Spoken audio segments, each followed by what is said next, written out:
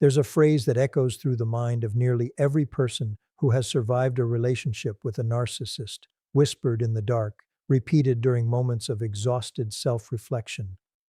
Shame on me. Shame on me for believing him. Shame on me for staying as long as I did. Shame on me for missing someone who caused this much damage, for still, even now, wondering what I could have done differently to make him finally feel the weight of what he put me through. This phrase carries an assumption buried so deep inside it that most people never think to question it directly. The assumption that somewhere eventually, if you had just done something differently, you could have made him feel genuine remorse. That the absence of his accountability was somehow a failure on your part, rather than a fundamental feature of exactly who he is. Today, we're going to dismantle that assumption completely, because understanding why narcissists genuinely cannot feel remorse the way you're waiting for them to feel it, not won't, but cannot, is going to release you from a burden you were never actually responsible for carrying in the first place. Let's start with something that needs to be said clearly, directly, without the softening language so many conversations about narcissism tend to use. The absence of remorse in a narcissist isn't a choice he's making to punish you. It's not something you failed to unlock through better communication, more patience, or a more compelling explanation of your pain. It's a structural feature of his psychology, as fundamental to how he operates as the color of his eyes or the shape of his hands. And understanding this distinction, structural incapacity versus deliberate choice, changes everything about how you interpret every apology he never quite gave you, every accountability he circled around but never actually reached. To understand why this incapacity exists, we need to understand what remorse actually requires psychologically.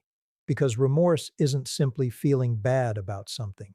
It's a remarkably sophisticated cognitive and emotional process, one that requires several distinct capacities working together simultaneously, capacities most people develop so early and so automatically that they never realize how complex the process actually is. Genuine remorse requires first the ability to hold two contradictory self-perceptions simultaneously. I am fundamentally a decent person and I did something that harmed someone else. Most people navigate this contradiction constantly throughout their lives, experiencing genuine discomfort when their actions don't match their self-image, and using that discomfort as motivation to repair harm, apologize sincerely, and adjust future behavior accordingly.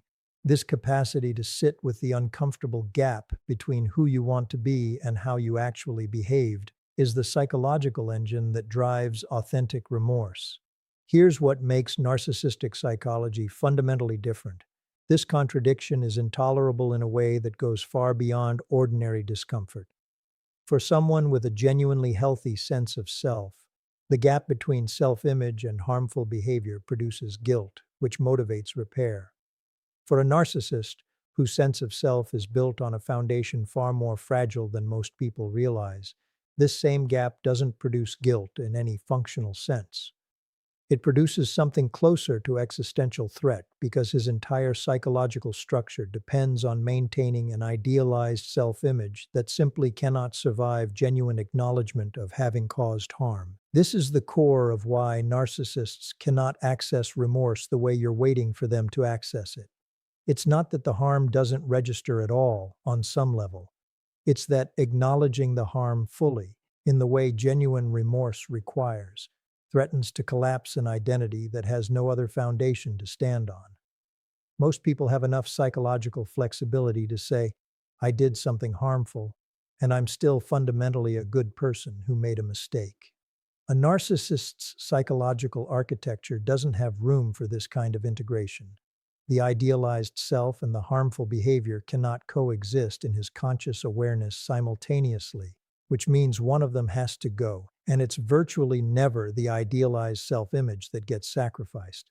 This is precisely why narcissists so reliably respond to confrontation with defensiveness, blame shifting, or elaborate justification rather than genuine accountability. These responses aren't simply manipulation tactics, though they certainly function that way in practice. They're psychological necessities, the only available strategies for protecting a self concept that would otherwise face genuine collapse if the harmful behavior were fully, honestly acknowledged without some kind of protective reframing attached to it. Think about what this actually explains about specific behaviors you likely witnessed throughout the relationship. Every time he twisted the narrative of an argument to make himself the victim rather than the perpetrator, he wasn't simply lying strategically, he was protecting a psychological structure that cannot survive the alternative. Every time he offered what looked like an apology, but somehow, by the end of the conversation, made you feel responsible for his behavior anyway. He wasn't simply being manipulative for sport. He was performing the only kind of accountability his internal architecture could actually tolerate, one that preserves his self-image by redistributing responsibility back toward you, rather than accepting it fully himself. This explains something else that likely confused and hurt you throughout the relationship. The strange inconsistency between moments where he seemed to briefly acknowledge wrongdoing, followed almost immediately by behavior that suggested he'd never actually understood the harm at all. This inconsistency isn't evidence that he sometimes genuinely understood and simply chose not to change. It's evidence that whatever acknowledgement occurred in those moments was never actually the full, integrated understanding genuine remorse requires. It was something closer to a temporary performance, offered specifically because it served an immediate strategic purpose: de-escalating your anger, securing your continued investment in the relationship, restoring the emotional supply your distress had temporarily disrupted, without ever actually requiring the psychological integration that would make the acknowledgement durable or genuine. This is where we need to address something crucial before going further, because understanding the structural nature of this incapacity could easily be misread as an excuse, a reason to extend even more patience while waiting for an accountability that structural reality suggests may never actually arrive. That is not the point of this conversation. Understanding why he cannot feel remorse the way you need him to isn't meant to soften your judgment of what happened. It's meant to redirect your energy away from a weight that was never actually going to end the way you hoped, and toward yourself instead. Toward finally understanding that his structural incapacity for remorse was never actually a referendum on whether you deserved it. Let's go deeper into the actual mechanics of this incapacity, because understanding it at a more granular level is what finally allows you to stop searching for the explanation that would make his behavior make sense according to your own framework. A framework built on the assumption that everyone, deep down, has the same basic capacity for empathy and accountability that you do. Here's something crucial that gets misunderstood constantly in conversations about narcissism. The absence of remorse isn't the same thing as the absence of feeling entirely. Narcissists aren't emotionless. They experience frustration, anxiety, anger, even something that resembles sadness, often quite intensely. What's specifically absent isn't emotion in general. It's a very particular kind of emotional and cognitive integration, the capacity to feel bad about causing harm to someone else, specifically because of the harm itself, rather than because of the consequences that harm produces for them personally. This distinction matters enormously, and it's worth sitting with directly because it explains a pattern you likely witnessed repeatedly throughout the relationship, one that probably confused you every single time it occurred. A narcissist can absolutely feel something that looks like distress after hurting you. He might cry. He might seem genuinely shaken. He might say all the right words, sometimes with what appears to be real emotional intensity behind them. But watch closely, and you'll notice something crucial about what that distress is actually about. It's almost never about your pain specifically. It's about what your pain represents for him: the threat of losing access to you, the discomfort of being seen as someone capable of cruelty, the anxiety of having his self-image challenged by the undeniable evidence of what he did.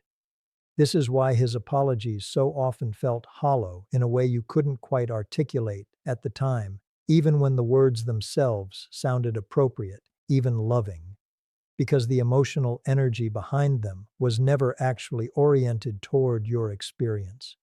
It was oriented toward managing the crisis your pain created for his own self-concept and his own access to the relationship. This is remorse's evil twin, something that can mimic its outward appearance closely enough to fool you, especially when you desperately want to believe genuine accountability is finally happening, while remaining fundamentally, structurally different in what it's actually about. There's a specific psychological mechanism worth understanding here because it explains something particularly painful about narcissistic relationships. The way genuine accountability seems to appear briefly, only to evaporate almost immediately afterward, as if it had never existed at all.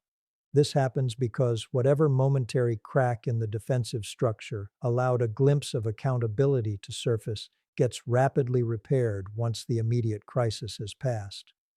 The psychological system that protects his idealized self-image doesn't just prevent remorse from developing in the first place. It actively works to dismantle and reframe any brief moment where something resembling genuine acknowledgement managed to slip through, essentially editing his own memory and self-understanding in real time to preserve the narrative he needs in order to keep functioning without collapse. This is why confronting a narcissist with evidence of a previous brief moment of accountability so often produces genuine confusion or outright denial that it ever happened, rather than simple dishonesty. In many cases, he's not lying to you when he insists he never said what you clearly remember him saying, or that he never felt what you clearly witnessed him feeling. His own psychological system has already revised that memory, reshaping it into something less threatening to the self-image that has to remain intact in order for him to continue functioning at all. This isn't a comforting explanation, but it is an accurate one, and understanding it prevents you from continuing to search for the exact right way to present evidence that might finally break through, because the barrier isn't really about evidence. It's about a psychological necessity that operates independently of whatever facts you present. Now, here's something important to address directly, because it's a question that inevitably arises once someone understands the structural nature of this incapacity. If narcissists genuinely cannot access remorse due to their psychological architecture, does that mean they're not responsible for their actions? This question deserves a careful, honest answer, because the structural explanation for narcissistic behavior should never be mistaken for moral exoneration. Understanding why someone cannot feel remorse is different from excusing the behavior that harm without remorse produces. A person can be genuinely incapable of certain emotional processes while still remaining fully responsible for the choices, patterns, and behaviors that incapacity produces in the real world. This distinction matters enormously because it allows you to hold two things simultaneously that might initially seem contradictory: compassion for the wounded psychological development that likely produced this structure in the first place, usually rooted in his own early experiences of inadequate emotional attunement, alongside complete clarity that this structural reality doesn't obligate you to remain in relationship with someone who cannot offer you what you genuinely need and deserve. This is precisely the distinction so many empaths struggle to hold clearly, because their capacity for contextual understanding, the very quality that makes them so genuinely compassionate in healthy relationships, can sometimes blur into something that starts to function as an excuse for continued exposure to harm. Understanding why he cannot feel remorse doesn't mean you're obligated to keep waiting for an accountability that his psychological structure genuinely cannot produce. It simply means you finally understand that the wait itself was never actually going to end the way you hoped, regardless of how much patience, how much explanation, how much additional pain you were willing to absorb in the meantime. There's a particular kind of relief available once this understanding fully lands, though it often arrives mixed with genuine grief as well. And both responses deserve space rather than either being rushed past. The relief comes from finally releasing yourself from a task that was never actually achievable in the first place. The task of finding the right words, the right timing, the right combination of patience and clarity that would finally unlock genuine remorse in someone whose psychological architecture simply doesn't contain the capacity to produce it. You didn't fail at this task. The task itself was never actually possible, regardless of who attempted it or how skillfully they tried. The grief comes from something different, something worth naming honestly rather than rushing past in favor of the relief alone.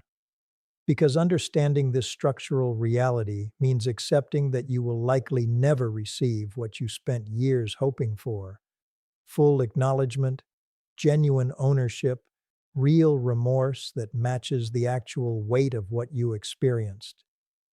This is a genuine loss, distinct from the loss of the relationship itself, and it deserves to be grieved directly rather than minimized or rushed through in favor of quicker closure. But here's what becomes possible once both of these responses, the relief and the grief, have been allowed their full expression, rather than being suppressed in favor of premature resolution. You can finally stop organizing your own healing around something that was never actually within your control to produce. His remorse, or the permanent absence of it, was never actually the thing standing between you and genuine peace. It simply felt that way because you'd been taught throughout the relationship that his acknowledgement was necessary in order for your experience to be considered valid, in order for your pain to be considered real, in order for your decision to leave to be considered justified. None of that was ever actually true, and understanding the structural nature of his incapacity is precisely what finally makes that clear enough to actually believe, rather than simply understand intellectually while still waiting somewhere in the back of your mind for the acknowledgement that structural reality suggests was genuinely never coming. Because here's the final, most important truth this entire understanding leads toward: your pain was never contingent on his acknowledgement of it in the first place. That contingency was always an illusion, one narcissistic relationships specifically cultivate, precisely because it keeps you tethered, waiting, endlessly extending patience toward a resolution that was never actually possible given the structural reality we've spent this entire conversation examining. Think about what it actually means to require someone else's acknowledgement before your own experience becomes real to you. This requirement, so common among people who've survived relationships with narcissists, didn't develop randomly. It was cultivated deliberately through years of having your perception questioned, your memory challenged, your legitimate reactions reframed as overreactions, until you learned, gradually and painfully, to distrust your own understanding of events unless someone else confirmed it matched theirs. This is one of the most insidious long-term effects of narcissistic abuse, because it doesn't just damage your relationship with him. It damages your relationship with your own perception, your own reality, your own right to know what happened to you without requiring external validation to make that knowledge legitimate. Reclaiming this is perhaps the single most important part of healing from what you survived, and it requires directly confronting something uncomfortable: the realization that you have to become the source of validation you spent years hoping he would eventually provide, not because this is fair, not because you should have had to develop this capacity through such painful means, but because it's the only path actually available to you now, given the structural reality of what he is and is not capable of offering. This means learning to say, with full conviction and without requiring his agreement, what happened to me was real, was harmful, and mattered, regardless of whether he ever acknowledges it accurately. This means trusting your own memory of specific incidents, even when he insists, sometimes quite convincingly, that events unfolded differently than you remember. This means understanding that his continued denial, defensiveness, or reframing doesn't actually change what actually happened. It simply reveals more clearly than almost anything else could, the exact structural limitation we've spent this entire conversation examining. Here's something that might initially feel counterintuitive, but ultimately becomes one of the most liberating realizations available to anyone healing from this specific kind of relationship. His inability to feel remorse actually says nothing about your worth, your judgment, or the legitimacy of your pain. It would be easy to internalize his structural incapacity as evidence that you weren't important enough to warrant genuine accountability, that if you'd just been different somehow, more compelling, more patient, more deserving, he would have found a way to access what he genuinely, structurally cannot access with anyone, regardless of who they are or how they approach him. This internalization is completely understandable, given how narcissistic relationships train you to interpret every failure as somehow your responsibility to fix through better effort. But it's also completely inaccurate. His incapacity for remorse isn't specific to you. It's specific to him, to the psychological architecture that developed long before you ever entered his life, one that would produce this exact same pattern with anyone he formed a significant relationship with, regardless of their individual qualities, their patience, their compassion, or their worthiness of genuine accountability. This is worth stating as directly as possible. You were never unworthy of remorse. He was simply incapable of producing it, for reasons that trace back to his own psychological development. Reasons that exist completely independent of anything about who you are or what you deserved. Once this distinction becomes fully clear, something shifts that goes beyond simply releasing the weight for his eventual accountability. It changes your relationship with every future interaction where someone's response to causing you harm doesn't match what genuine remorse should actually look like. You develop the capacity to recognize quickly and clearly the difference between someone whose psychological architecture allows for genuine accountability and someone whose defensive patterns reveal the same structural limitations you learned to recognize so painfully in this relationship.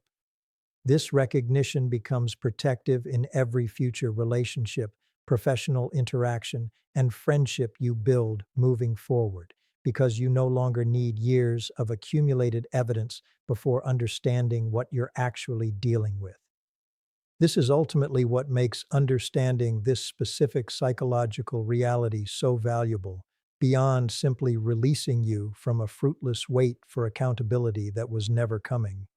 It transforms confusion into clarity, self-blame into accurate understanding, and endless patience into discernment that protects you moving forward in every relationship where this same pattern might eventually attempt to establish itself again. So if you've spent time whispering shame on me in the quiet moments after this relationship ended, understand exactly what that shame was actually protecting you from having to fully accept. That his silence, his defensiveness, his complete absence of the accountability you deserved was never actually something you failed to unlock through insufficient effort or insufficient worthiness. It was simply the honest, structural truth of exactly who he is, revealed completely finally, without the possibility of a different outcome you spent years hoping might still somehow arrive. There is no shame in surviving something you couldn't have changed through any amount of additional patience, understanding, or love. The shame was never actually yours to carry in the first place. It was always his to own, whether he's capable of ever actually doing so or not.